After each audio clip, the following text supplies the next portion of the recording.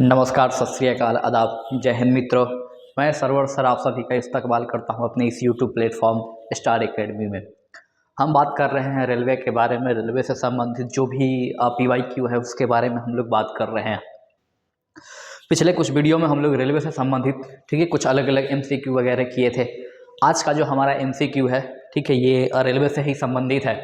इसमें आपको ज्योग्राफी से कुछ इंपॉर्टेंट क्वेश्चन मिलेंगे जो काफ़ी बार एग्जाम में पूछे गए हैं, और सिर्फ रेलवे में ही नहीं बल्कि ठीक है BPSC के एग्जामों में भी इस क्वेश्चन पे ज़्यादा तवज्जो दिया गया है। SSC के एग्जामों में मतलब ऑलमोस्ट हर एक एग्जाम में इन सारे क्वेश्चनों के बारे में जिक्र किया गया। तो खासकर जब हम उन क्वेश्चनों को यहाँ पर लाने का प्रयास कर रहे हैं जो मतलब फेमस टॉपिक हो, और फेमस टॉपिक रहता है तो लगभग ऑलमोस्ट हर एक एग्जाम में वो पूछे जाते हैं। तो उन सारे फेमस टॉपिकों के बारे में हम लोग यहाँ बात कर रहे हैं। ठीक है, चलिए तो हम एक एक करके कुछ क्वेश्चन लाए हैं। ये क्वेश्चन के बारे में हम देखेंगे, उस क्वेश्चन का आंसर जानेंगे, और साथ ही साथ हम उसके डिटेल में भी जाने का प्रयास करेंगे कि वो जो टॉपिक है उस टॉपिक से भविष्य में अगर कोई क्वेश्चन आए तो उस क्वेश्चन को हम कैसे डील कर सकते हो। इन सारी चीज़ों के बारे में हम जिक्र करने वाले हैं। तो आइए हम अपने इस ठीक क्वेश्चन की तरफ बढ़ते हैं। अपना ये जो MCQ है इसके तरफ बढ़ने का प्रयास करते हैं। तो आप लोगों से निवेदन है कि अगर आप लोग ठीक है पुरानी वीडियो नहीं देखे हैं जो रेलवे के MCQ के रूप में PYQ के रूप में चला है ठीक है, तो आप हमारे चैनल पे जाएंगे, वहाँ जाकर वीडियोज में देख लीजिएगा, या फिर इस वीडियो के डिस्क्रिप्शन में आपको वो सारी चीज़ें मिल जाएंगी जो हमने ठीक है पिछले क्लासों में की है। ठीक, कुछ कंटेंट भी हम लोग पढ़ रहे हैं, कुछ MCQ भी कर रहे हैं, साथ ही साथ BPSC संबंधित भी कुछ क्वेश्चन हम लोगों ने पिछले क्लास में किया था। तो ऑलमोस्ट ठीक है सारे क्वेश्चन एक फेमस टॉपिक से है, तो उस टॉपिक के बारे में आपको नॉलेज रखना बहुत जरूरी है। तो कोई भी मतलब एग्जाम की आप तैयारी कर रहे हो, अगर GK GS पढ़ना हो तो आइए हमारे साथ जुड़िए। हम कोशिश करेंगे कि कम समय में आपको बहुत ज़्यादा से ज़्यादा फैक्ट आपको याद करवा देने की, ताकि किसी भी एग्जाम में बैठे तो आसानी से आप उस चीज़ को कर सकते हैं। ठीक है, चलिए तो आइए हम अपने सेशन की तरफ चलते हैं, सेशन को शुरू करते हैं। हम अपनी पहले क्वेश्चन की तरफ बात करते हैं। हमारा पहला क्वेश्चन जो है, देखिए आप देख पा रहे होंगे हमारा ये पहला क्वेश्चन है। हमारा पहला क्वेश्चन हमसे क्या कहता है, तो महोदय याद रखेंगे कि हमारा पहला क्वेश्चन जो है वो हमसे क्या कहता है।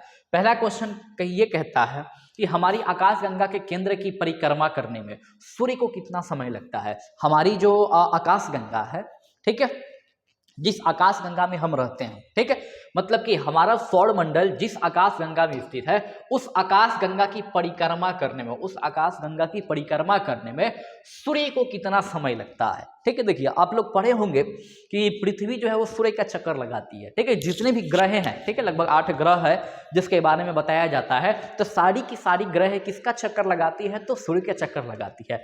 सूर्य के पास जो फोर्स है, सूर्य के पास जो बल है, उस गुरुत्व बल से ये सारी की सारी ग्रह बंधी होती है और सूर्य के चारों तरफ जो है वो चक्कर लगाती रहती है। ठीक है, तो जैसे बाकी ग्रह सूर्य का चक्कर लगाती है उसी प्रकार से सूर्य जो है वो गैलेक्सी का चक्कर लगाता है, आकाशगंगा के चक्कर लगाता है, और आकाशगंगा जो है वो पूरे के पूरे ब्रह्मांड में घूमते रहता है। ठीक है, तो यहां पर ठीक है थोड़ी सी हम लोग बात करेंगे इस चीज के बारे में ठीक कि आकाशगंगा जो है ये क्या होता है। सबसे पहले अगर बात करें कि हमारा जो आकाशगंगा है, जिस आकाशगंगा में हम रहते हैं, वो हमारे आकाशगंगा का नाम क्या है, तो याद रखिएगा जिस आकाशगंगा में हम लोग रहते हैं मतलब हमारा सौर मंडल जिस आकाशगंगा में है उस आकाशगंगा का नाम क्या है, तो याद रखिएगा उसे मिल्की वे कहा जाता है। उसे ठीक है मिल्की वे कहा जाता है, मिल्की वे कहा जाता है, या फिर इसी को हिंदी में दुग्ध मेघला कहा जाता है, या फिर इसको मंदाकिनी कहा जाता है। ठीक है, क्या कहा जाता है, तो मंदाकिनी कहा जाता है। ठीक है, मतलब हमारा सौरमंडल जिस सूर्य को हम लोग देखते हैं, ठीक है, वो सूर्य कहाँ स्थित है, तो वो आपको इसी मंदाकिनी नामक जो है ये, ठीक है, आकाशगंगा में देखने को मिलेंगे। अब क्वेश्चन पूछा जा रहा है कि इस आकाशगंगा का चक्कर लगाने में सूर्य को कितना समय लगता है। ठीक है, तो सबसे पहले आप देखिए कि आकाशगंगा जो होता है वो किस टाइप का आपको आकाशगंगा देखने को मिलेगा। ठीक है, तो आप देख पा रहे होंगे, ठीक है, ये वाटर मार्क जो है ये थोड़ा सा ज्यादा डार्क हो गया हो सकता है इमेज में आपको वाटर मार्क ज्यादा दिख रहा हो, तो इसको इग्नोर कीजिएगा। और ये पीछे जो आपको ये दिख रहा है वही संरचना, ठीक है, आप देख पा रहे होंगे कि एक जो है ये क्या है, तो ऐसे जो है एक आपको ऐसे एक संरचना दिखाई दे रही होगी, ऐसे एक संरचना दिखाई दे रही होगी। यही संरचना क्या है, तो यही संरचना आकाशगंगा है। और इसी आकाशगंगा के किसी एक कोने में हमारा सूर्य होगा। ठीक है, जैसे हमारे पास सूर्य है वैसे ही लाखों करोड़ों अरबों खरबों असंख्य सूर्य जो है इस मंदाकिनी गैलेक्सी में होगा। जैसे आप देख पा रहे होंगे कि ये चमक रहा सूर्य है, ये चमक, जितना बूंदा बूंदी आपको दिखाई दे रहा है ये सारे के सारे सूर्य है। सूर्य अर्थात तारे, ठीक है, तारे को ही हम सूर्य कहते हैं। ठीक है, मतलब हमारा सूर्य भी एक प्रकार का तारा है। तो इन आकाशगंगाओं में बहुत सारे आपको क्या मिलेंगे, तो इन आकाशगंगाओं में बहुत सारे तारे मिलेंगे अर्थात सूर्य मिलेंगे। और इन्हीं सूर्यों में से एक सूर्य है हमारा जिसे प्रतिदिन हम सुबह देखते हैं और शाम में जो है वो हमसे छुप जाता है। ठीक है, तो उस सूर्य की बात किया जा रहा है। जैसे मान लीजिए कि अगर ये सूर्य अपना सौर मतलब अपना वाला सूर्य हो, तो इस सूर्य को इस पूरे मतलब गैलेक्सी का चक्कर लगाने में कितना समय लगेगा। तो मेरे मित्र, जब भी कभी बात हो कि सूर्य गैलेक्सी का चक्कर लगाने में कितना समय लेता है, तो याद रखिएगा सूर्य गैलेक्सी का चक्कर लगाने में ऑलमोस्ट जो टाइम लेता है वो कितना है, तो वो लगभग 25 करोड़ वर्ष है। ये कितना है, तो 25 करोड़ वर्ष। ठीक, कितना है, तो 25 करोड़ वर्ष का समय लगता है, ठीक है, सूर्य को आकाशगंगा की परिक्रमा करने में। अब यहां पर आप ठीक है देख पा रहे होंगे सूर्य 25 करोड़ साल लग रहा है इसको आकाशगंगा का, ठीक है, वो पार करने में, ठीक है, उसकी दूरी तय करने में। इसका मतलब आपको लगता होगा कि सूर्य काफी मतलब कि धीमी गति से चलता है, तब जाके इसको कितना 25 करोड़ वर्ष लग रहा है। ठीक है, यहाँ 2 करोड़ मतलब ऐसा 50-60 साल कह लीजिए, 50-60 वर्ष में एक व्यक्ति की जीवन समाप्त हो जाती है। और ये करोड़ों की बात कर रहा है कि 25 करोड़ वर्ष लगते हैं उसको एक चक्कर लगाने में। जैसे हमारे पृथ्वी को सूर्य का चक्कर लगाने में 365 दिन लगता है, उसी प्रकार से सूर्य को इस मंदाकिनी अर्थात गैलेक्सी का चक्कर लगाने में कितना, तो 25 करोड़ वर्ष लगता है। अब आप कहेंगे कि नहीं, ये 25 करोड़ वर्ष लग रहा है, इसका मतलब है कि इसका चाल काफी कम होगा। ठीक है, मतलब एकदम स्लो चलता होगा, तो ऐसा भी नहीं है मेरे मित्र। याद रखिएगा कि लगभग ये कितना, तो 250 किलोमीटर प्रति सेकंड के रफ्तार से चलता है। ठीक है, सूर्य की जो स्पीड है वो 1 सेकंड में कितनी, तो ऑलमोस्ट 250 किलोमीटर है। क्लियर है, तो ये सूर्य की रफ्तार है। तो सूर्य काफी रफ्तार में घूम रहा है, लेकिन दिक्कत क्या है कि जहां घूम रहा है उसका क्षेत्रफल इतनी बड़ी है कि उस क्षेत्रफल को पार करने में उसका इतना लंबा समय लग जाता है। तो डिस्टेंस काफी अधिक है। अब ये जो गैलेक्सी देख रहे हैं, अब देखिए गैलेक्सी एक नहीं है। जैसे आप देखें कि सूर्य हमारा हो गया, ठीक है, हमारा जो सूर्य हो गया, हम एक सूर्य देखते हैं, लेकिन हमारा सूर्य जिस गैलेक्सी में है उस गैलेक्सी को थोड़ा ठीक से देखने का प्रयास करेंगे तो उसमें आपको, ठीक है, मतलब ढेर सारे आपको सूर्य वहां दिखाई देंगे। ठीक है, मतलब इस गैलेक्सी को जब आप देखने का प्रयास कीजिएगा तो आपको ढेर सारे क्या दिखाई देंगे, तो आपको ढेर सारे सूर्य दिखाई देंगे। ठीक है, अब ये एक गैलेक्सी में इतने सूर्य, वैसे ही इस पूरे ब्रह्मांड में ठीक है अरबों खरबों या फिर आप ऐसे कह लीजिए कि अनगिनत गैलेक्सी है। मतलब बहुत बड़ी विडंबना है, आप सोच भी नहीं सकते हैं, कल्पना भी नहीं कर सकते हैं। ठीक है, हमारा जो पृथ्वी है वो हमारी पृथ्वी की कोई अस्तित्व नहीं है इस पूरे ब्रह्मांड में। अगर इस पूरे ब्रह्मांड को एक तराजू के पलड़े पर रखा जाए और पृथ्वी को एक तराजू के पलड़े पर रखा जाए तो एक हाथी और एक चींटी के वजन के बराबर ऑलमोस्ट हो सकता है या फिर उससे भी कम हो सकता है। जब आप एक हाथी की तुलना एक चींटी से करेंगे और जैसा रिजल्ट आपको देखने को मिलेगा, मे बी वैसा ही हो सकता है कि पृथ्वी की तुलना इस पूरे ब्रह्मांड में देखने को मिले।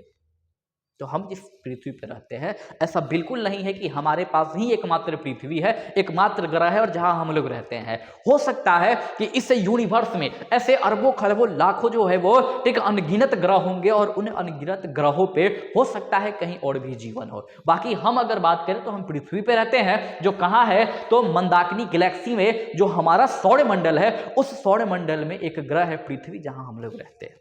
क्लियर है? तो यहां पर अगर इस पूरे आप मान लीजिए कि बोर्ड हमारा जो है क्या है ब्रह्मांड है, तो यहां पर आप जितनी भी चीजें देख रहे होंगे, जैसे जितना बूंदा बूंदी आपको दिखाई दे रही है सारे के सारे गैलेक्सी है। ये सारे कोई छोटा गैलेक्सी कोई बड़ा गैलेक्सी, ये सारे के सारे क्या है तो ये सारे के सारे गैलेक्सी है, ये सारे के सारे गैलेक्सी है। ये क्या है तो सारे के सारे गैलेक्सी है ये। ठीक है, तो आप कह सकते हैं कि हमारे यूनिवर्स में अनगिनत गैलेक्सी आपको देखने को मिले, बहुत सारे। आप कल्पना भी नहीं कर सकते हैं कि कितनी गैलेक्सी हो सकती है इस पूरे ब्रह्मांड में।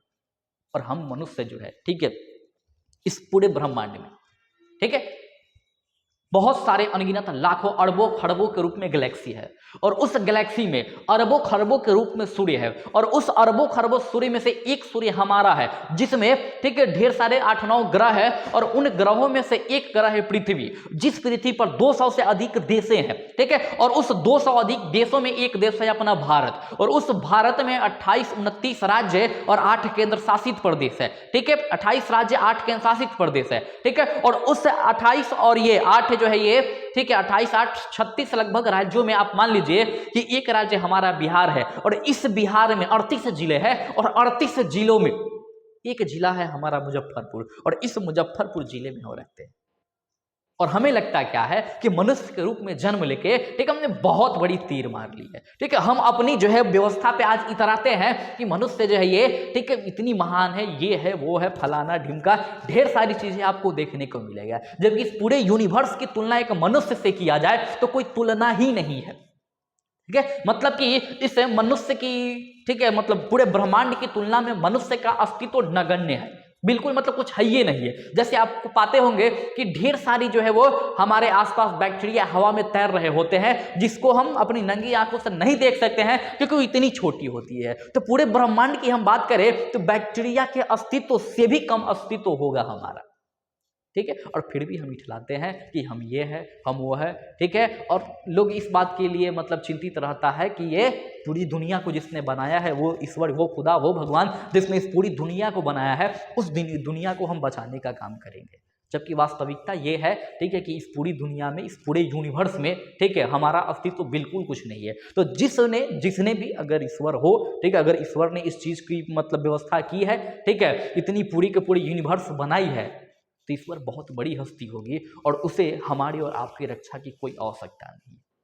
ठीक है, वो चाहे तो उसके लिए ठीक है चुटकी मलने के बराबर होगा, पूरे के पूरे पृथ्वीवासी को 2 सेकंड में वो समाप्त कर देगा। ठीक है, तो बहुत ज्यादा इस चीज में पड़ना नहीं है, अपनी जीवन जीने का प्रयास करेंगे, बस अपनी बारे में सोचने का प्रयास करेंगे, और एक इंसानियत के नाते मानवता का ख्याल रखेंगे, और उसी के आधार पे आगे बढ़ेंगे। बाकी नेचर अपने आप को हमेशा रेगुलेट करते रहती है, और जैसे जैसे उसको जिस जिस चीज की आवश्यकता होती है वो अपने अंदर चेंजेस लाते रहते हैं। जब जब उसको लगता है कि पृथ्वी पर कुछ है ठीक है या फिर किसी भी चीज पे कुछ थोड़ा सा बढ़ गया है ठीक है, तो उसको वो फिर से क्या करता है इन्वायरमेंट में ला लेता है अपने। ठीक है, जैसे आप सुने होंगे कि अब से लगभग 4 से 5 बार ऐसा हो चुका है कि पृथ्वी खत्म हो चुकी है, और छठी बार ये जो है पृथ्वी का फिर से चल रहा है व्यवस्था। हो सकता है कुछ दिन बाद ये भी समाप्त हो जाए और फिर से एक नई पीढ़ी का जन्म हो। ठीक है, चलिए, तो वैसे ही आप याद रखेंगे कि हमारे सौरमंडल में ढेर सारी गैलेक्सी आपको देखने को मिलेंगे, और उस ढेर सारी गैलेक्सी में बहुत सारे आपको सूर्य मिलेंगे, और उसी में से अपना एक सूर्य है ठीक है जिसको हम लोग सूर्य कहते हैं। क्लियर? चलिए, ब्रह्मांड में पल्सर क्या है, पल्सर के बारे में क्वेश्चन आता है कि पल्सर क्या है। ठीक है, देखिए पल्सर के बारे में थोड़ी सी आप याद रखिएगा कि पल्सर क्या है। ठीक, पल्सर क्या है, आइए थोड़ी सी हम बताने का प्रयास करते हैं कि पल्सर है क्या। देखिए, ये मान लीजिए हो गया सूर्य, ये आप मान लेंगे क्या हो गया, तो ये हो गया सूर्य। ठीक है, ये है सूर्य।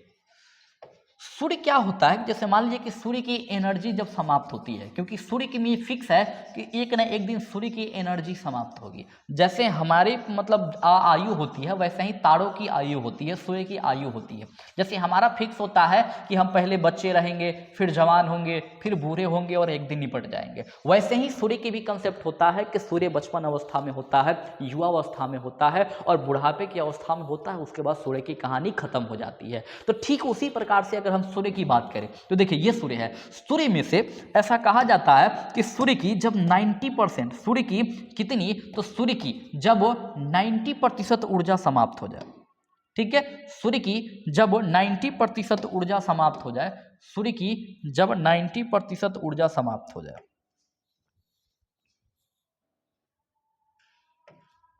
देखिए जब सूर्य की कितनी ऊर्जा, तो सूर्य की 90% ऊर्जा जब समाप्त हो जाए, ठीक,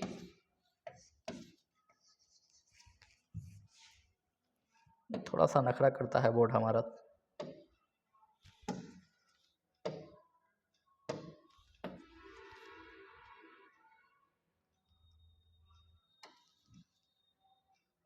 देखिए यहीं पे हम बताने का प्रयास कर रहे हैं।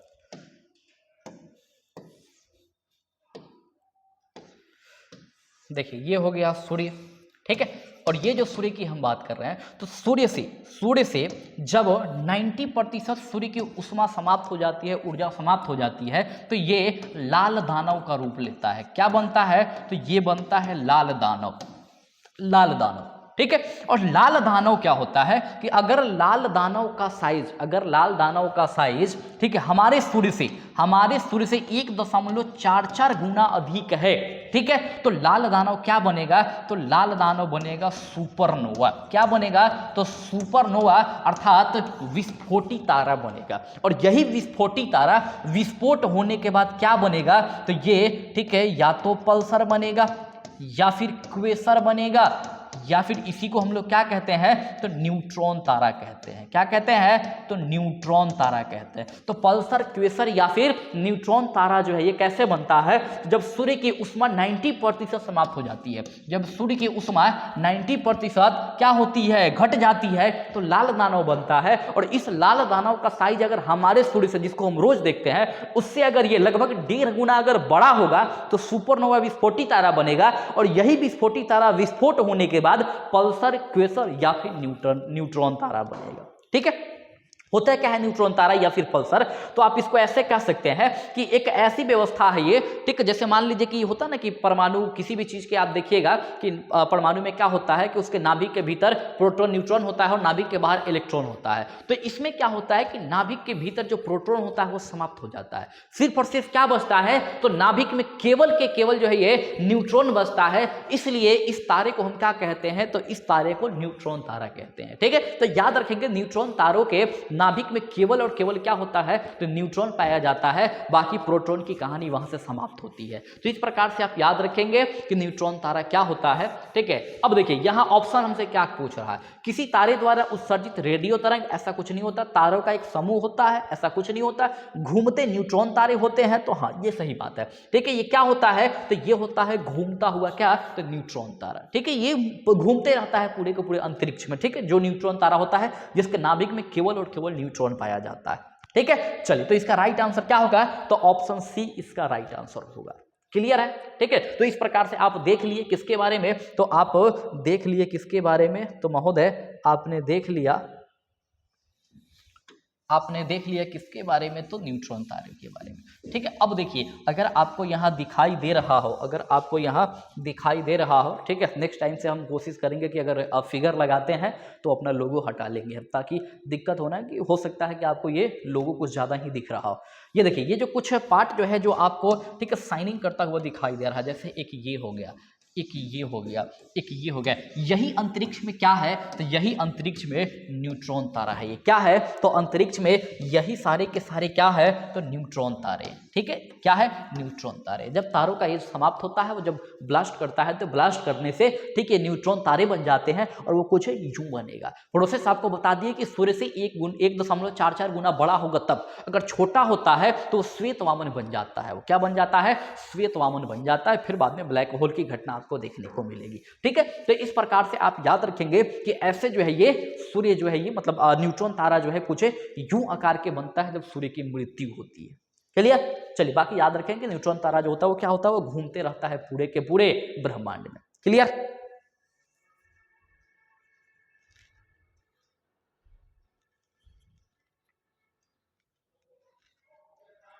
आई हाँ, वैज्ञानिक जिन्होंने सर्वप्रथम खोज की थी सूर्य मतलब पृथ्वी सूर्य के चारों ओर घूमती है, वह कौन सा वैज्ञानिक था जिन्होंने पहली बार बताया था कि जो हमारा पृथ्वी है ये सूर्य के चारों ओर चक्कर लगाता है। देखिए, दो वैज्ञानिक का नाम आप याद रखिएगा। एक व्यक्ति था जिसका नाम था टॉलमी, एक व्यक्ति था जिसका क्या नाम था, तो टॉलमी। ठीक है, मिस्र के वैज्ञानिक माने जाते हैं टॉलमी जो है ये जो टॉलमी है, इस व्यक्ति ने पहली बार बताया क्या था कि इसने बताया था कि सूर्य जो है वो मतलब सूर्य नहीं, पृथ्वी जो है वो पृथ्वी केंद्र में है और सूर्य चक्कर लगा रहा है। ठीक है, अर्थ केंद्र में है और सन जो है वो सन क्या हो रहा, तो चक्कर लगा रहा पृथ्वी का। ठीक है, जैसा आज आप देखिएगा कि पृथ्वी पर से सुबह आप देखिएगा कि सूर्य आपको पूरब में दिखाई देगा और पूरब से होते होते होते होते वो किधर पश्चिम में चला जाता है। ठीक है, तो आप देखेंगे कि आप तो स्टेबल है लेकिन अर्थ हमारा मतलब ये सन जो है वो ट्रेवल कर रहा है, जबकि वास्तविकता ऐसी बिल्कुल नहीं है। तो शुरू में टॉलमी महोदय को ऐसे ही लगा था कि सूर्य जो है वो ठीक है मतलब ट्रेवल कर रहा है, पृथ्वी इकट्ठा है मतलब एक ही जगह पे है। इसको जियोसेंट्रिक थ्योरी कहते हैं। इसको क्या कहते हैं, तो जियोसेंट्रिक थ्योरी कहते हैं, जो किसने दिया था, तो टॉलमी के द्वारा दिया गया था। फिर एक व्यक्ति आता है जिसका नाम था कॉपरनिकस। क्या नाम था, तो उस व्यक्ति का नाम था कॉपरनिकस। कॉपरनिकस आया तो इसने टॉलमी की इस अवधारणा को निगलेक्ट किया और इसने कहा कि ऐसा बिल्कुल नहीं है कि सूर्य चक्कर लगा रहा है, सूर्य अपने जगह पे स्थिर है। सूर्य जो है वो सूर्य अपने जगह पर स्थित है, चक्कर कौन लगा रहा है, तो चक्कर पृथ्वी लगा रहा है। ठीक है, मतलब कि सूर्य केंद्र में है और पृथ्वी सूर्य के चारों ओर घूम रही है। ऐसा किसने बताया था, तो पहली बार ऐसा बताने का काम किसने किया था, तो कॉपरनिकस ने किया था। तो कॉपरनिकस के बारे में याद रखिएगा कि कॉपरनिकस जो है, इसी कॉपरनिकस व्यक्ति ने पहली बार ये कंसेप्ट दिया था कि सूर्य जो है क्या है, तो सूर्य स्थिर है, ठीक है, और पृथ्वी चक्कर लगा रही है। तो इस क्वेश्चन के हिसाब से हमारा राइट आंसर क्या होगा, तो ऑप्शन सी हमारा राइट आंसर होगा। क्लियर है, चलिए तो ये हमारा राइट आंसर क्या होगा, ऑप्शन सी होगा। अब इसके बारे में अगर आप देखना चाहे तो आप देख लीजिए, ये जो आपको दिखाई दे रहे हैं, ठीक है, इसमें आप देख लीजिए कि सूर्य जो है वो केंद्र में स्थित है, सूर्य केंद्र में स्थित है और इसके चारों ओर जो है ये ग्रह आपस में मतलब ये चक्कर लगा रही है। जैसे सूर्य से सबसे करीब बात करें तो इसकी आप देख लीजिए कि पहला जो कक्ष है, इस पहले कक्ष में ही आपको कौन मिल जाएगा, तो बुध देखने को मिल जाएगा। वही अगर हम दूसरी कक्ष की बात करेंगे तो दूसरी कक्ष में आपको क्या मिल जाएगा, तो दूसरी कक्ष में आपको सूर्य देखने को मिलेगा। अगर हम बात करें तीसरी कक्ष के बारे में तो तीसरी कक्ष में कौन मिलेगा, तो तीसरी कक्ष में पृथ्वी देखने को मिलेगा। अगर हम बात करें चौथे कक्ष के बारे में तो चौथे कक्ष में आपको कौन मिलेगा, तो मंगल ग्रह मिलेंगे। वैसे ही पांचवें में क्या मिलेगा, तो बृहस्पति मिलेगा। अगर छठे में बात करें तो क्या मिलेगा, तो शनि मिल जाएगा। अगर सातवें में बात करें तो यूरेनस मिल जाएगा और आठवें में बात करें तो नेपच्यून मिल जाएगा। यूरेनस को हम क्या कहते हैं, तो इसको अरुण कहते हैं, हिंदी में अरुण कहते हैं, और नेपच्यून को क्या कहते हैं, तो इसको वरुण कहते हैं। ठीक है, वरुण कहते हैं। तो ये टोटल 8 ग्रह हैं, टोटल 8 ग्रह हैं जो सूर्य के चारों तरफ घूम रही है, सूर्य के चारों ओर चक्कर लगा रही है। तो जब भी कभी सूर्य की बात हो तो याद रखेंगे कि हमारे सौर मंडल में सूर्य स्थिर है और उसके चारों के चारों तरफ जो है जितनी भी 8 ग्रह है, ये 8 के 8 ग्रह सूर्य के चारों ओर चक्कर लगाती है। इसके मतलब शक्ति से, पावर से बंधी हुई है और उसी के कारण इसको पूरे सूर्य का चक्कर लगाना पड़ता है। क्लियर है, तो इस प्रकार से आप याद रखेंगे यहां पर किसके बारे में, तो हमारे सौर मंडल के बारे में। ये क्या है, तो ये जो आपको दिखाई दे रहा है ये हमारा सौर मंडल है, जो आप मतलब भली भांति देख पा रहे हो। ठीक है, तो कभी भी सौर मंडल के बारे में कुछ भी एनीथिंग पूछे तो आप ऐसे याद रखेंगे। ठीक, चलिए तो ये आप याद रख लीजिएगा। अब आइए आगे हम बात करेंगे किसके बारे में, ठीक है, तो अर्थ के बारे में। अर्थ का जो रोटेशन, ठीक, देखिए इससे क्वेश्चन क्या होगा, तो इससे क्वेश्चन होगा सौर मंडल का प्रधान आकाशीय पिंड कौन सा होता है। ठीक है, हमसे क्या पूछ रहा है कि हमारा जो सौर मंडल है, इस सौर मंडल का प्रधान आकाशीय पिंड क्या है। ठीक है, इस सौर मंडल का हेड कौन है, इस सौर मंडल का हेड कौन है। ठीक है, तो हम जिसको देख पा रहे हैं, हम जिसे देख पा रहे हैं, ये जो हमारा सौर मंडल है, देखिए ये जो हमारा सौर मंडल है, इस सौर मंडल के मुखिया के रूप में, ठीक है, बचपन में ही आप लोग 5वें 6ठे क्लास में ही पढ़े होंगे भूगोल में कि सौर मंडल जो है, इस सौर मंडल के मुखिया के रूप में किसको जाना जाता है, तो सौर मंडल के मुखिया कहा जाता है किसको, तो सौर मंडल के मुखिया सूर्य को कहा जाता है। किसको कहा जाता है, तो सूर्य को सौर मंडल के मुखिया कहा जाता है। ठीक है, वही हमसे वहां क्वेश्चन पूछा जा रहा है। क्वेश्चन में हमसे क्या पूछा जा रहा है, तो याद रखेंगे क्वेश्चन हमसे पूछता है, क्वेश्चन पूछता है कि सौर मंडल का प्रधान आकाशीय पिंड कौन सा है। तो याद रखेंगे इसका प्रधान आकाशीय पिंड कौन सा है, तो सूर्य जो है ये सबका बाप है सौर मंडल में। ठीक है, तो सौर मंडल के बाप कौन हो जाएगा, तो याद रखेंगे कि सूर्य सौर परिवार का मुखिया हुआ करता है। क्लियर है, तो इसका राइट आंसर क्या होगा, तो सूर्य इज द राइट आंसर।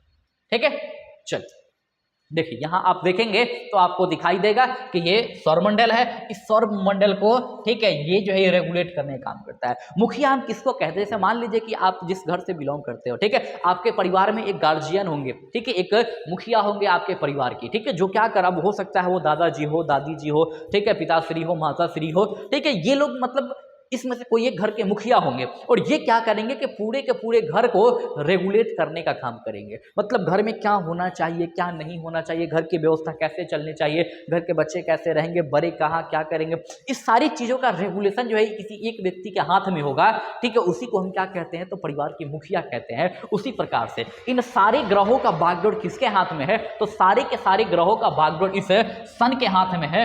इसीलिए हम इस सन को क्या कहते हैं, तो सौर मंडल का, सौर परिवार का मुखिया कहते हैं। तो अगर क्वेश्चन आए कि सौर परिवार का मुखिया किसको कहते हैं, तो याद रखिएगा कि सौर परिवार का मुखिया जो है वो सूर्य को कहा जाता है। क्लियर है, चलिए अब आइए क्वेश्चन नंबर 6, सूर्य ग्रहण कब होता है। ठीक है, दो कॉन्सेप्ट आपको मिलेगा सूर्य ग्रहण का, एक मतलब सूर्य ग्रहण का और एक मिलेगा आपको चंद्र ग्रहण का। ठीक है, तो अगर क्वेश्चन आए कि सूर्य ग्रहण, ठीक है, सूर्य ग्रहण जो है वो कब होता है और चंद्र ग्रहण कब होता है, सूर्य ग्रहण कब होता है और चंद्र ग्रहण जो होता है ये कब होता है, तो इस दोनों के बारे में याद रखिएगा। बड़ा ही खूबसूरत तरीके से एक इमेज हम लगाए हैं, उस इमेज से आपको आसानी से समझ में आ जाएगा। ठीक है, देखिए हमारा पहला जो इमेज है ये सौर ग्रहण का आपको मिलेगा, सूर्य ग्रहण का मिलेगा। ठीक है, सोलर, ठीक है, इक्लिप्स जो है ये सोलर इक्लिप्स के बारे में आपको देखने को मिलेगा। मतलब सूर्य ग्रहण कैसे लगता है। ठीक है, अगर आप बात करें सूर्य ग्रहण की कैसे लगता है, सूर्य ग्रहण कहने का क्या मतलब है कि कायदे से सूर्य जो है वो छिप जाएगा, हमें सूर्य नहीं दिखाई देगा। कायदे से क्या होगा कि कायदे से सूर्य छिप जाएगा और सूर्य की रोशनी पृथ्वी तक नहीं पहुंचेगी। ठीक है, उसी समय क्या होगा, सूर्य ग्रहण होगा। जैसे कभी कभी आप देखिएगा कि अचानक क्या होता है जब सूर्य ग्रहण लगता है, जैसे हमें याद है, ठीक है, बहुत छोटे थे हम, ठीक है, 2007-8 के आसपास का है या फिर उससे पहले की बात होगी। एक बार सुबह 7 या 8 बजे के आसपास या 8 बजे के आसपास एक बार क्या होता कि सूर्य ग्रहण लगा था। ठीक है, मतलब पूरी सुबह हो चुकी थी, पूरी की पूरी सुबह हो चुकी थी, पूरे के पूरे मतलब कि उजाले हो चुके थे। अचानक क्या होता है कि सूर्य ग्रहण लगता है और पूरा मतलब रात की तरह अंधेरा हो जाता है कुछ देर के लिए। ठीक है, कुछ देर के लिए पूरी की पूरी मतलब कि रात की तरह अंधेरा हो जाता है और फिर कुछ ही मिनटों में क्या होता है कि फिर से वो उजाले में बदल जाते हैं। मतलब आप एक्सपेक्ट नहीं करेंगे कि आप पूरा का पूरा सुबह देख चुके हैं, कि पूरा का पूरा दिन हो चुका है और अचानक एक बार क्या होती है कि पूरा का पूरा पृथ्वी जो है वो अंधेरे में चली जाती है, कुछ सेकंड के लिए, कुछ मिनटों के लिए। तो ऐसे ही सूर्य ग्रहण लगता है। जब सूर्य ग्रहण लगेगा तो होता है क्या है ना कि या तो अंधेरा छा जाएगा या फिर कभी कभी आपको सूर्य दिखाई देता है तो उसके बाहरी आवरण आपको दिखाई देते हैं, जिसको हम लोग कोरोना कहते हैं। ठीक है, तो ये जो आपको दिखाई देंगे, ठीक है, ऐसे ही करके एक संरचना होता है जिसको क्या कहते हैं, कोरोना कहते हैं। ठीक है, फिलहाल आइए हम बात करें कि सूर्य ग्रहण कब लगता है। तो याद रखिएगा कि जब सूर्य, ठीक है, जब क्या, तो जब सूर्य, जब सन, ठीक है, सूर्य और अर्थ, ठीक है, अर्थात पृथ्वी, जब सूर्य और पृथ्वी इस दोनों के बीच में कौन आ जाए, जब इस दोनों के बीच में मून अर्थात चंद्रमा आ जाता है तो इसी को हम लोग क्या कहते हैं, सूर्य ग्रहण कहते हैं। ठीक है, इससे होता क्या है कि चंद्रमा, ठीक है, यहां आने से हमें सूर्य नहीं दिखाई देती है। लेकिन जरा सोचने वाली बात यह भी है, सोचने वाली बात यह भी है कि मतलब चंद्रमा की अस्तित्व बिल्कुल छोटी है। सोचिए ना, पृथ्वी जो है, ठीक है, इससे पृथ्वी से कई गुना छोटा है चंद्रमा। और पृथ्वी से 109 गुना बड़ा है सूर्य। ठीक है, तो सूर्य के सामने चंद्रमा का कोई औकात नहीं है, लेकिन फिर भी चंद्रमा सूर्य को ढक देता है, हमें सूर्य नहीं दिखाई देती।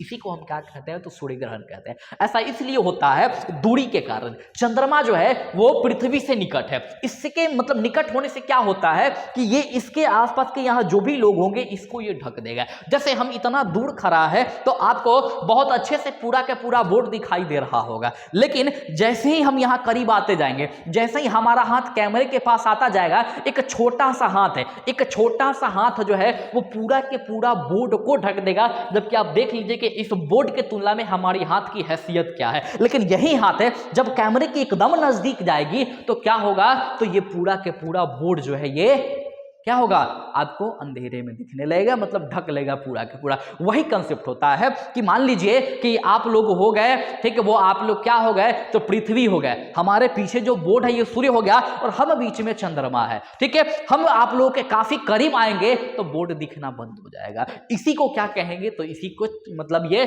सूर्य ग्रहण कहेंगे। तो जब सूर्य और पृथ्वी के बीच में चंद्रमा आ जाती है तो इसको क्या कहते हैं, तो इसी को सूर्य ग्रहण कहते हैं। और इस समय क्या होता है कि पृथ्वीवासी, ठीक है, इनको सूर्य नहीं दिखाई देता है। ठीक है, कभी कभी सिर्फ आपको क्या दिखाई देगा, तो इसके चारों तरफ बाहरी आवरण जो होता है सूर्य का, जिसको कोरोना कहते हैं, यही कोरोना दिखाई देता है। उसके बाद चंद्र ग्रहण के बारे में भी आप कंसेप्ट याद रखिएगा। चंद्र ग्रहण में क्या होगा कि चंद्र ग्रहण में ये तो आपका सूर्य हो गया, बीच में पृथ्वी आ जाता है। ठीक है, मतलब चंद्रमा, ठीक है, चंद्रमा और किसके, सूर्य के बीच में पृथ्वी आ जाता है। मतलब कि अब मान लीजिए कि बोर्ड हमारा सूर्य हो गया और हम बीच में हैं, अर्थात पृथ्वी हो गए, और आप लोग जो है वो क्या हो गए, तो आप क्या हो गए, तो चंद्रमा हो गए। ठीक है, अब चंद्रमा सूर्य बीच में पृथ्वी आया, तो जब चंद्रमा और सूर्य के बीच में पृथ्वी आएगा तो इस कंडीशन में कौन सा ग्रहण लगेगा, तो याद रखिएगा इस कंडीशन में चंद्र ग्रहण लगेंगे। ठीक है, तो अगर पूछा जाए कि चंद्र ग्रहण कब लगते हैं, तो याद रखिएगा कि चंद्र ग्रहण, ठीक है, तब लगता है जब पृथ्वी जो है, ठीक है, जब पृथ्वी सूर्य और चंद्रमा के बीच में आए तो चंद्र ग्रहण, पृथ्वी बीच में आए तो चंद्र ग्रहण, और चंद्रमा बीच में आए तो सूर्य ग्रहण। पृथ्वी बीच में आए तो चंद्र ग्रहण और चंद्रमा बीच में आए तो क्या होगा, सूर्य ग्रहण होगा। तो एग्जाम में यहां से क्वेश्चन आते हैं, याद रखिएगा। चंद्र ग्रहण 2-3 टाइप के होते हैं, जैसे माध्य चंद्र ग्रहण, आंशिक चंद्र ग्रहण, ठीक है, पूर्ण चंद्र ग्रहण। मतलब एक क्या होगा, माध्य में आपको ठीक ठाक मात्रा में चंद्रमा दिखाई देगा। ठीक है, एक ग्रहण में क्या होगा, चंद्रमा आपको थोड़ी सी दिखाई देगा, आंशिक दिखाई देगा। ठीक है, और एक में क्या होता है कि चंद्रमा आपको बिल्कुल ही दिखाई नहीं देगा। ठीक है, और ये मतलब याद रखेंगे कि चंद्र ग्रहण जो है, ये चंद्र ग्रहण कब लगता है, तो याद रखेंगे कि पूर्णिमा के दिन चंद्र ग्रहण लगता है। कब लगता है, तो जब पूर्णिमा की रात होगी तो उसी पूर्णिमा में क्या होता है कि चंद्र ग्रहण आपको देखने को मिलेगा। ठीक है, जिस दिन चांद पूरा के पूरा खिला होगा। ठीक है, मतलब कि वो काफी खूबसूरत नजारा होगा। ठीक है, काफी खूबसूरत नजारा होगा। जैसे आप लोग सुने होंगे 14वीं का चांद।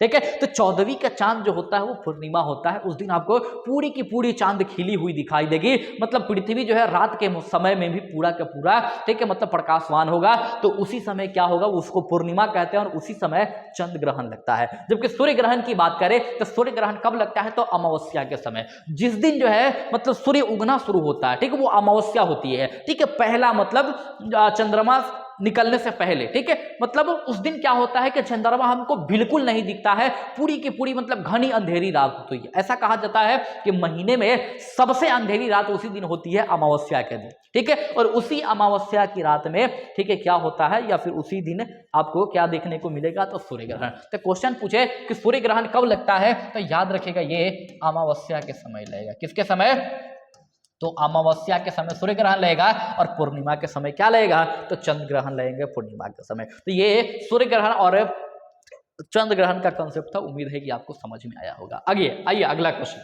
इनमें से कौन दिखता नहीं है। ठीक है, आपसे पूछा जा रहा है कि इसमें से कौन जो है वो नहीं दिखेगा।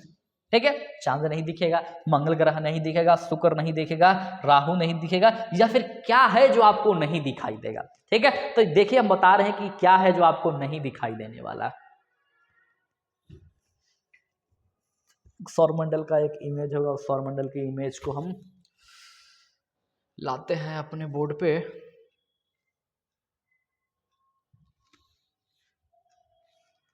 देखिए, नहीं, ये नहीं,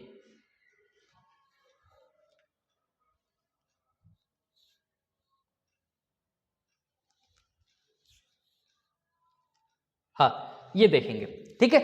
इसमें से पूछ रहा है ना कि कौन कौन सा, देखिए याद रखिएगा कि हमारा ये जो पृथ्वी है, इस पृथ्वी से 2-4 ग्रह दिखाई देते हैं, ठीक है। पृथ्वी से 2-4 ग्रह दिखाई देते हैं, जिसमें आपको कौन कौन सा ग्रह दिखाई देगा, तो याद रखिएगा कि पृथ्वी से शुक्र दिखाई देता है, ठीक है। पृथ्वी से शुक्र दिखाई देता है, ये बुध दिखाई देता है और मंगल दिखाई देता है। जब पृथ्वी मतलब पृथ्वीवासी जो है अगर यहाँ से देखना चाहे तो वो मंगल को देख सकते हैं, शुक्र को देख सकते हैं और बुध को देख सकते हैं। शुक्र को तो आप लोग हर रोज देखते होंगे, क्योंकि शुक्र जो है ये सबसे चमकीला ग्रह है, ठीक है। आप सुबह देखेंगे तो सुबह मतलब सबसे लेट तक जो तारा आपको आसमान में चमकता हुआ दिखाई देगा, वही तारा क्या है, तो वही तारा सूर्य है, ठीक है। अगर पूछे कि मतलब शाम में सबसे पहले कौन सा, मतलब कि शाम में सबसे पहले कौन सा मतलब तारा उगता है, जब देखिएगा कि जब शाम का समय होता है तो सबसे पहले आपको एक तारा दिखाई देगा जिसकी लाइट सबसे अधिक होगी, तो उसी को हम लोग, ठीक है, इवनिंग स्टार कहते हैं, ठीक है।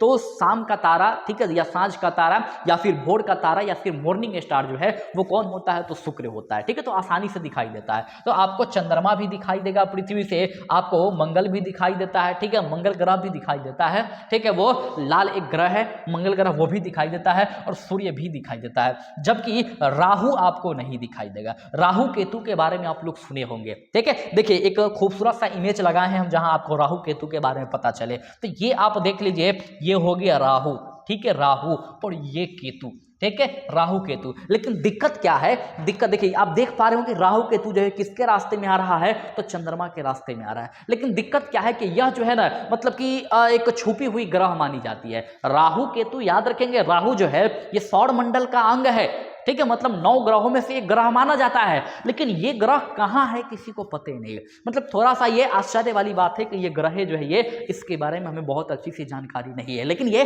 हमारे सौर मंडल में ही एग्जिस्ट करते हैं, ठीक है। तो याद रखेंगे कि राहु जो होता है, ये राहु पृथ्वी से नहीं दिखाई देता है, ठीक है। पृथ्वी से हम राहु को नहीं देख पाते हैं, इसलिए अगर क्वेश्चन आए कि कौन सा नहीं दिखाई देता है, तो याद रखिएगा राहु नहीं दिखाई देता। दिखाई क्या देता है, तो शुक्र दिखाई देगा, मंगल दिखाई देगा और चंद्रमा आपको आसानी से दिखाई दे देता है।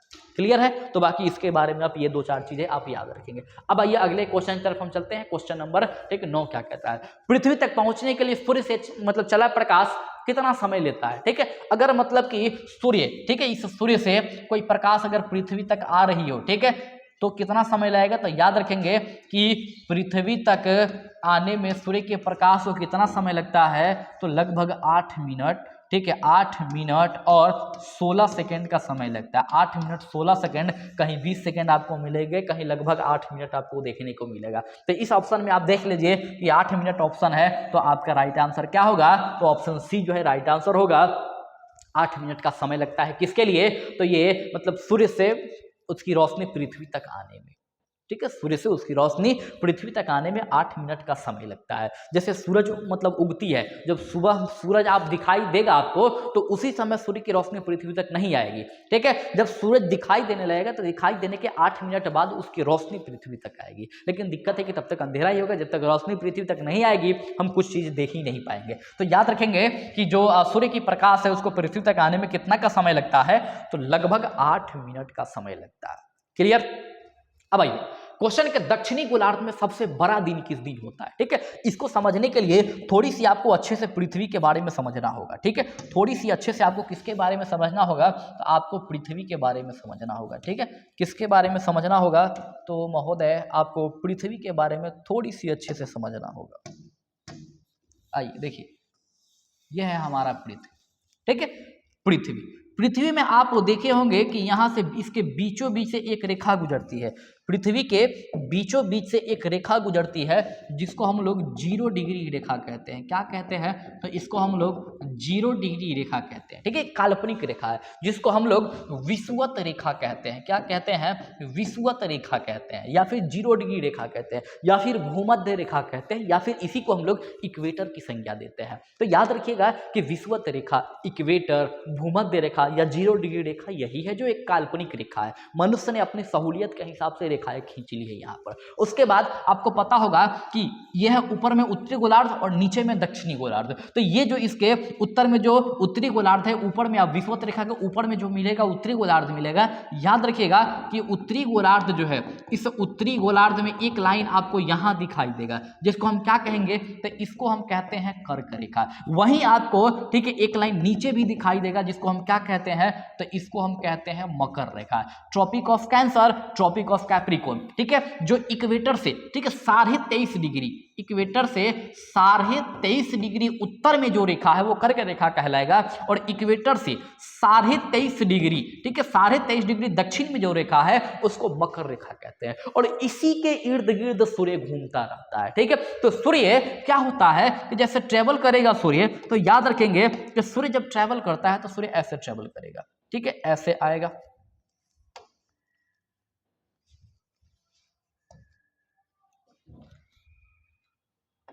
देखिए सूर्य ऐसे आएगा,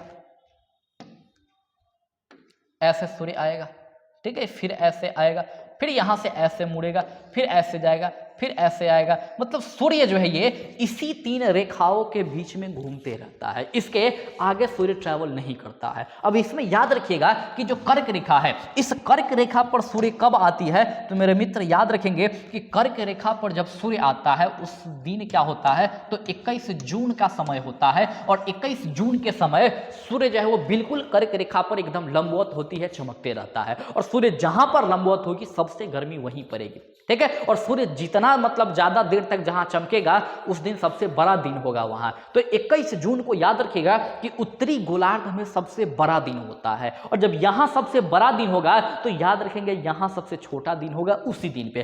तो 21 जून को उत्तरी गोलार्ध में सबसे बड़ा दिन होता है, और दक्षिणी गोलार्ध में 21 जून को ही सबसे छोटी दिन होता है, ठीक है। हमसे क्या पूछ रहा है, दक्षिणी गोलार्ध में सबसे बड़ा दिन क्या है, मतलब कि जब सूर्य दक्षिणी गोलार्ध पे होंगे, तो याद रखिएगा कि सूर्य जब यहां पर होगा तो 21 जून का समय होगा। जब वो विषुवत रेखा पर आएगा, जब सूर्य यहां आएगा तो कब आएगा, तो याद रखिएगा विषुवत रेखा पर सूर्य जो आता है वो आता है कब, तो जून के बाद जुलाई, अगस्त, सितंबर, ठीक है। सितंबर 23 सितंबर को 23 सितंबर को सूर्य कहां होता है, तो विषुवत रेखा पर होता है, और इस समय दिन और रात बराबर होते हैं, ठीक है। उसकी बात करें कि आगे बढ़ेंगे तो फिर सूर्य यहां से आगे ट्रैवल करेगा और कहां पहुंचेगा, मकर रेखा पे। मकर रेखा पे सूर्य कब पहुंचेगा, तो याद रखिएगा 3 महीने और जोड़ लीजिए, सितंबर के बाद अक्टूबर, नवंबर, दिसंबर, ठीक है। मतलब कि दिसंबर के महीने में कब, तो 22 दिसंबर को, कब, तो 22 दिसंबर को सूर्य कहां होता है, तो मकर रेखा पे, और जहां सूर्य चमकेगा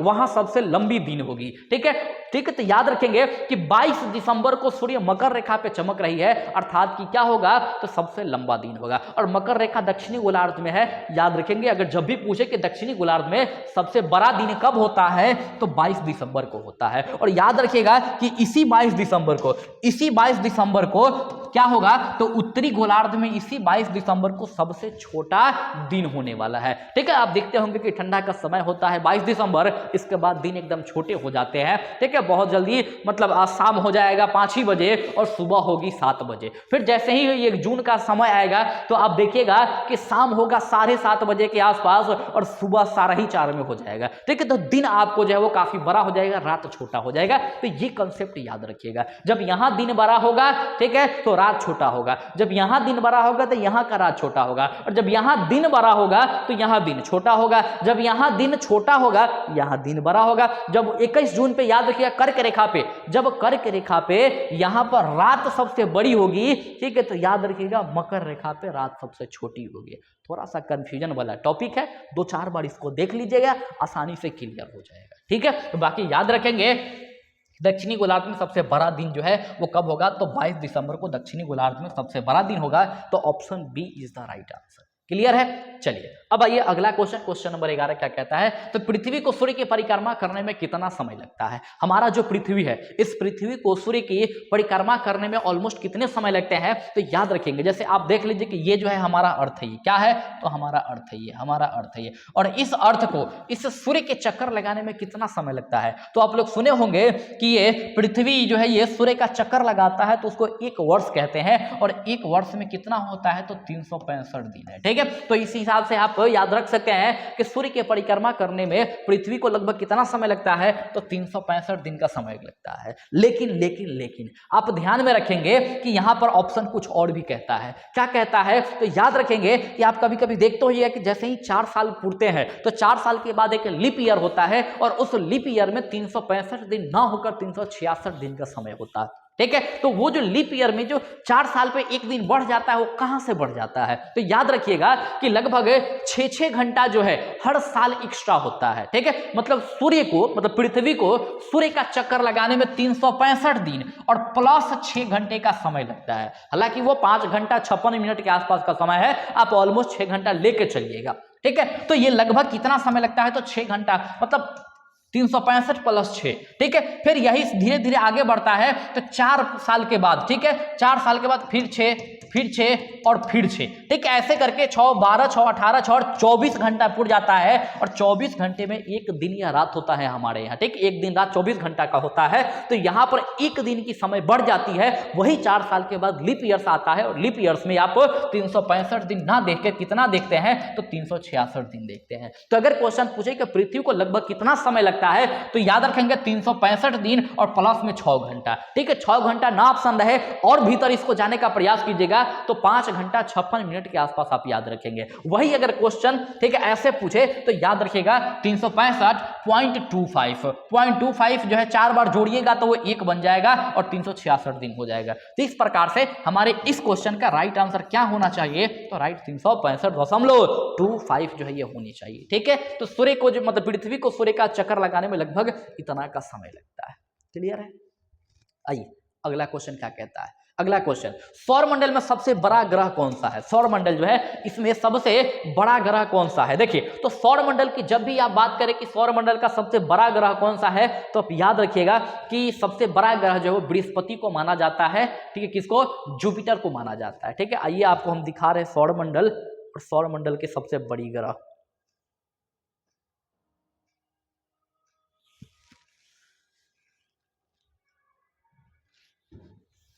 देखिए, यहां जो आपको ये जुपिटर जो दिखाई दे रहा है, ये जो जुपिटर आपको दिखाई दे रहा है, ये जो जुपिटर आपको दिखाई दे रहा है, ठीक है, जिसको बृहस्पति कहते हैं, तो ये सौरमंडल में सबसे बड़ा ग्रह होता है। कभी कभी आपको क्रम में सजाने के लिए दे देगा कि बताइए सौरमंडल के सबसे बड़ा ग्रह जो है वो कौन सा है। तो अगर इसको क्रम में कभी सजाने को दे तो कुछ चीजें यहां याद रखिएगा। सबसे बड़ा क्या हो जाएगा, तो सबसे बड़ा याद रखिएगा कौन होगा, तो बृहस्पति सबसे बड़ा होगा। तो साइज में सबसे बड़ा कौन होगा, तो याद रखेंगे साइज में सबसे बड़ा बृहस्पति, तो 1 नंबर साइज में किसका, बृहस्पति का। दूसरा पूछे तो दूसरा याद रखिएगा कि शनि जो है, ये शनि दूसरा सबसे बड़ा ग्रह है। पूछे तीसरा सबसे बड़ा ग्रह कौन होगा, तो याद रखिएगा कि अरुण जो है, अरुण ये तीसरा सबसे बड़ा ग्रह है, ठीक है, तीसरा सबसे बड़ा। अगर पूछे कि चौथा सबसे बड़ा ग्रह क्या है, तो याद रखिएगा कि नेपच्यून जो है ये चौथा सबसे बड़ा ग्रह है, ठीक है। देखिए, इसको थोड़ा सा और अच्छे से हम समझाने का प्रयास करते हैं। देखिए किधर गया, किधर गया, इसको हम थोड़े और मतलब एक ही सीध में रखते हैं ताकि आपको आसानी से समझ में आ जाए। ऐसे क्या है ना कि पूरा के पूरा एक राउंड लिए हुआ है, इस वजह से हो सकता है कि थोड़ी सी आपको यहाँ समझने में कंफ्यूजन हो, लेकिन हम कोशिश करते हैं कि आपको एक सौरमंडल पे ही आपको बता दे ताकि वो आसानी से क्लियर हो जाए। जैसे मान लीजिए ये हो गया सूर्य, क्या हो गया ये, तो ये हो गया सूर्य, ये हो गया सूर्य, ठीक है। सूर्य का चक्कर लगाने में आप देखिएगा कि ये, ठीक है, ऐसे ग्रह हैं, ऐसे ग्रह, ऐसे जो है ये टोटल कितने ग्रह, तो टोटल 8 ग्रह जो है आपको ऐसे देखने को मिलेगा, ठीक है, 8 ग्रह मिलेगा। इसमें से पहला जो होगा वो क्या होगा, तो बुध होगा। पहला क्या होगा, तो पहला आपको बुध मिलेगा, दूसरा शुक्र मिलेगा, तीसरा आपको पृथ्वी मिलेगा, चौथा आपको मंगल मिलेगा, ठीक है। तो इसका नाम भी हम लिखते जाते हैं ताकि आप आसानी से इसको समझ सके। तो ये तो हो गया क्या, तो ये तो हो गया बुध,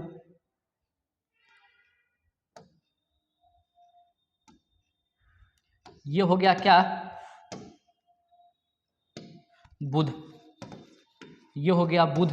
ये क्या होगा, तो ये होगा शुक्र, ये होगा क्या, तो ये होगा पृथ्वी, और ये क्या होगा, तो ये होगा मंगल, ठीक है। उसके बाद हम बात करें दूरी के हिसाब से पांचवा ग्रह कौन होगा, तो दूरी के हिसाब से पांचवा ग्रह जो होगा वो कौन सा ग्रह होगा, तो दूरी के हिसाब से पांचवा ग्रह, आप याद रखिएगा, दूरी के हिसाब से पांचवा ग्रह जो है वो बृहस्पति होगा। क्या होगा, तो बृहस्पति होगा। उसके बाद अगर हम बात करें दूरी के हिसाब से छठा, तो याद रखेंगे दूरी के हिसाब से छठा जो है वो कौन होगा, तो इसको हम लोग शनि कहते हैं। क्या कहते हैं, शनि कहते हैं। दूरी के हिसाब से छठा कौन होगा, तो उसको हम लोग क्या कहते हैं, तो उसको हम लोग शनि कहते हैं। उसके बाद बात किया जाए कि शनि के बाद क्या होगा, तो इसको हम लोग अरुण कहते हैं। क्या कहेंगे, तो इसको अरुण कहेंगे। और एक अंतिम होता है जिसको हम लोग क्या कहते हैं, तो वरुण कहते हैं। इसमें याद रखेंगे कि जो बृहस्पति है, ये बृहस्पति सबसे बड़ा ग्रह है साइज में। अगर दूरी पूछे तो सूर्य से आप इस प्रकार से दूरी याद रखिएगा, सूर्य से, ठीक है, बुध शुक्र पृथ्वी ऐसा करके आप याद रख लीजिएगा, ठीक है। लेकिन अगर वही पूछे आपसे, वही अगर आपसे पूछे कि आकार में सबसे बड़ा कौन है, तो आकार में सबसे बड़ा बृहस्पति आपका हो जाएगा। जो ये जुपिटर मिलेगा, ये बृहस्पति सबसे बड़ा, तो आप इसको दे दीजिए नंबर 1। आप इसको नंबरिंग कीजिए, इसको दे दीजिए आकार में 1 नंबर, ठीक है। इसके बाद आगे जितने हैं इसको नंबर से एकदम लगा दीजिए, 1 2 3 और 4, ये आकार में सबसे बड़ा बृहस्पति, दूसरा ये शनि, तीसरा अरुण, चौथा वरुण। पांचवा पूछे कि पांचवा सबसे बड़ा कौन है, तो पांचवा सीधे आ जाएगा कहां, पृथ्वी पर। पृथ्वी जो है ये पांचवा सबसे बड़ा ग्रह है हमारे सौरमंडल का। छठा पूछे तो पृथ्वी के जितना आकार और साइज, ठीक है, वो सब प्रेशर वेशर सब पृथ्वी के जैसा किसका है, तो शुक्र का है। तो आप याद रख लीजिएगा शुक्र का। पृथ्वी की बहन कहा जाता है, भगनी कहा जाता है किसको, शुक्र को। तो दोनों को एक साथ ले लीजिएगा। तो साइज के आधार पे पांचवा कौन हो जाएगा, तो पृथ्वी हो जाएगा, और छठा कौन हो जाएगा, तो शुक्र हो जाएगा। वैसे ही अगर सातवां पूछे कि सातवां कौन होगा, तो याद रखेंगे कि सातवां कौन होगा, तो सातवां बुध आपको देखने को मिलेगा, ठीक है। सॉरी, बुध नहीं, सातवां आपको मंगल मिलेगा, आठवां बुध मिलेगा आपको। सातवां मंगल, आठवां बुध ग्रह आपको देखने को मिलेगा। और जो बुध है ये सबसे छोटा ग्रह के रूप में जाना जाता है। दूसरा सबसे छोटा ग्रह कौन होगा, तो मंगल होगा, ठीक है। सबसे बड़ा ग्रह बृहस्पति, दूसरा सबसे बड़ा ग्रह तो शनि हो जाएगा। क्लियर है। तो बाहर का 4 को आप याद रख लीजिएगा सबसे पहले। उसके बाद इधर आएंगे तो इधर पृथ्वी, शुक्र, मंगल और बुध, पृथ्वी, शुक्र, मंगल और बुध, ठीक है। ऐसे करके आप याद रख लीजिएगा।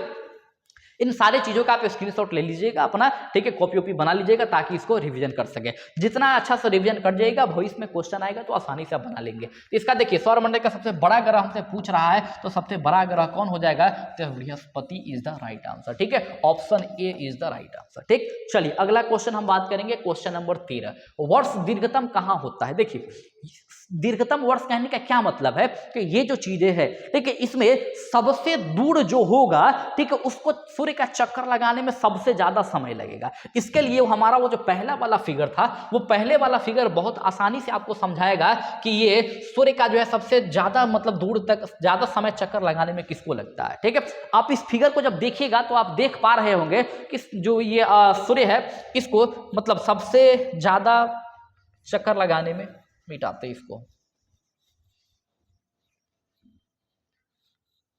देखिए तो अच्छे से। अब देखिए ये सूर्य है, इसमें क्या होगा कि सूर्य से सबसे दूर जो ग्रह होगा वो इसका चक्कर लगाने में सबसे लंबा समय लेगा। जैसे सूर्य के सबसे दूर की हम ग्रह की बात करें तो कौन होता है, तो नेपच्यून जो है ये सबसे दूर का ग्रह होता है, ठीक है। नेपच्यून जो है ये सबसे दूर का ग्रह होता है। तो जब आप नेपच्यून की बात करेंगे तो नेपच्यून को समय लगाने में सबसे मतलब इसको अगर डिस्टेंस तय करना हो सूर्य का तो सबसे लंबा समय लगता है। ऐसा कहा जाता है कि नेपच्यून को सूर्य का चक्कर लगाने में कितना समय लगता है, तो 165 वर्ष का समय लगता है नेपच्यून को सूर्य का चक्कर लगाने में। कितना, तो 165 वर्ष का समय लगता है नेपच्यून को सूर्य का चक्कर लगाने में। तो नेपच्यून के बारे में जब बात हो तो आप ऐसे इसको याद रखिएगा, ठीक है।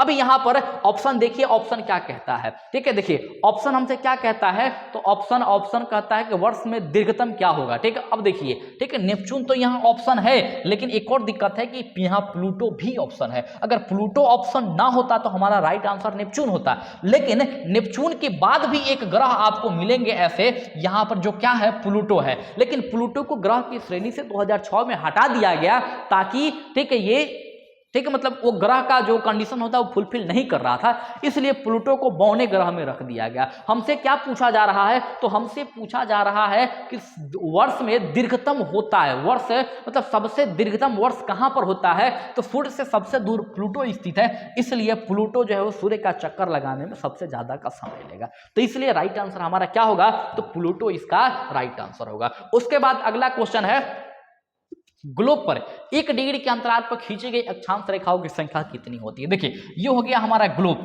ठीक है, ये हो गया ग्लोब, और इस ग्लोब पे, ठीक है, एक मतलब कि डिग्री पे रेखाएं खींची जाती है, अक्षांश रेखा, ये हो गया 0 डिग्री। यहां से, ठीक है, यहां से 1 डिग्री के आधार पे रेखा खींचे जाएंगे।